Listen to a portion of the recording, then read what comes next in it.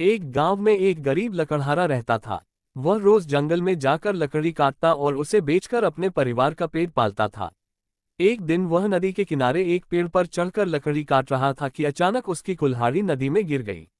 वह बहुत दुखी हुआ क्योंकि कुल्हाड़ी उसके लिए रोजगार का एकमात्र साधन थी। उसे रोता देख नदी से एक देवता प्रकट हुए। देवता ने उसकी परेशानी पूछी तो लकड़हारे ने पूरी बात बताई।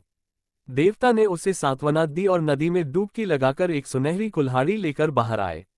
उन्होंने लकड़हारे से पूछा, क्या ये तुम्हारी कुल्हाड़ी है? लकड़हारे ने ईमानदारी से जवाब दिया, नहीं, यह मेरी कुल्हाड़ी नहीं है।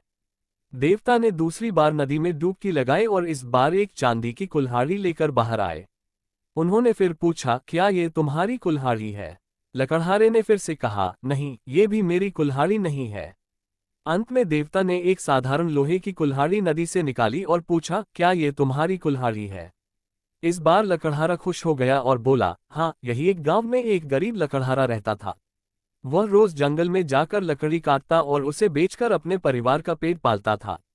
एक दिन वह नदी के किनारे एक पेड़ पर चढ़कर लकड़ी काट रहा था कि अचानक उसकी कुल्हाड़ी नदी में गिर गई। वह बहुत दुखी हुआ क्योंकि कुल्हाड़ी उसके लिए रोजगार का एकमात्र साधन थी। उसे रोता देख नदी से एक देवता प्रकट हुए। देवता ने उसकी परेशानी पूछी तो लकड़हारे ने पूरी बात बताई। देवता ने उसे सांत्वना दी और नदी में डुबकी लगाकर एक सुनहरी कुल्हाड़ी लेकर बाहर आए। उन्होंने लकड़हारे से पूछा, क्या ये तुम्हारी कुल्हाड़ी है?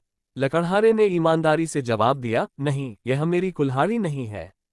देवता ने दूसरी बार नदी में डुबकी लगाई और इस बार एक चांदी की कुल्हाड़ी लेकर बाहर आए। उन्होंने फिर पूछा, क्या ये तुम्हारी कुल्हाड़ी है? लकड़हारे ने फिर से कहा,